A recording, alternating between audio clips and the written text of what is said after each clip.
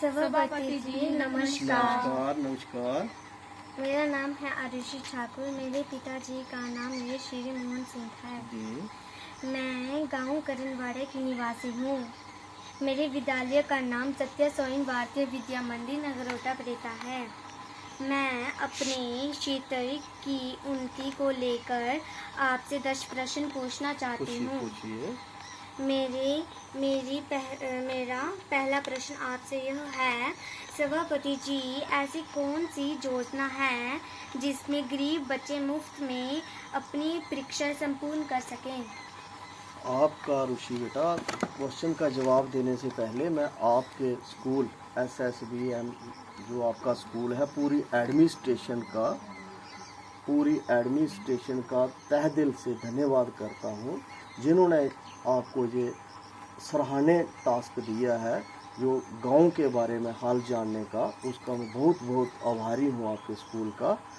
और लगभग जो आपका पहला प्रश्न है, आज मतलब सेंट्रल गवर्नमेंट मिलके स्टेट गवर्नमेंट जितना भी मतलब एजुकेशन सेक्टर के लिए बढ़ावा दे रहे हैं, लगभग मतलब नर्सरी से लेके 8th तक यूनिफॉर्म, लंच और पढ़ाई सब फ्री है। सब बच्चों के लिए स्कॉलरशिप है। तो 8वीं तक तो शिक्षा फ्री है। उसके लिए उसके आगे भी जो है मतलब गवर्नमेंट एजुकेशन सेक्टर में बहुत काम करने जा रही है। सभापति जी, ऐसी कौन सी योजना है जिसमें गरीब लोग भी अपने पक्के मकान बना सके?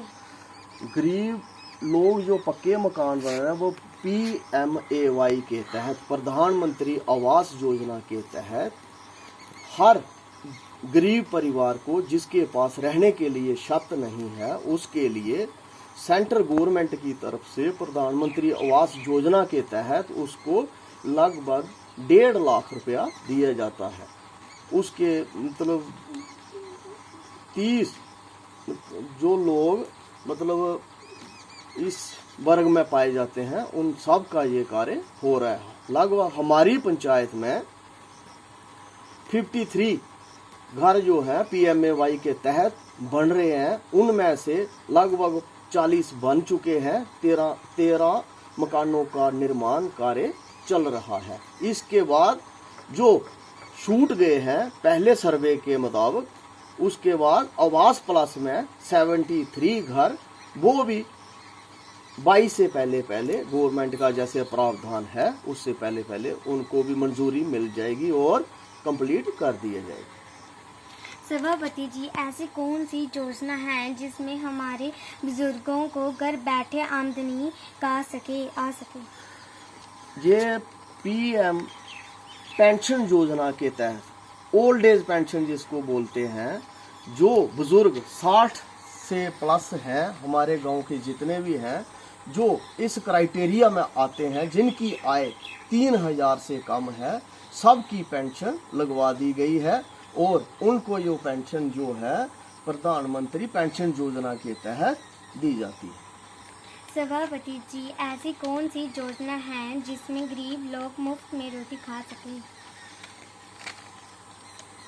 ये हमारी फूड सिक्योरिटी एक्ट के तहत PMGKAY प्रधानमंत्री गरीब कल्याण अन्न योजना के तहत जो AAY में और PHH जिसको पहले बोलते थे बिलो पॉवर्टी BPL जिनको बोलते थे, उनको 2 रुपये kg गंधम का आटा या गंधम और 3 रुपये kg चावल दिए जाते हैं हर गरीब को। सभापति जी, आपने अपने कार्यकाल में अब तक गरीब लोगों की कैसे प्रकार मदद की? जब भी कोई भी गरीब को हमारे गांव में प्रॉब्लम आ जाती है, हमारी पूरा मतलब समाज से मिलके अपने लोगों की हेल्प लेके हर गरीब को जिसको जैसी कोई प्रॉब्लम हो उसकी प्रॉब्लम हल की जाती है। सभापति जी, आपने अपने कार्यकाल में अब तक कितने पक्के घर का निर्माण करवाया?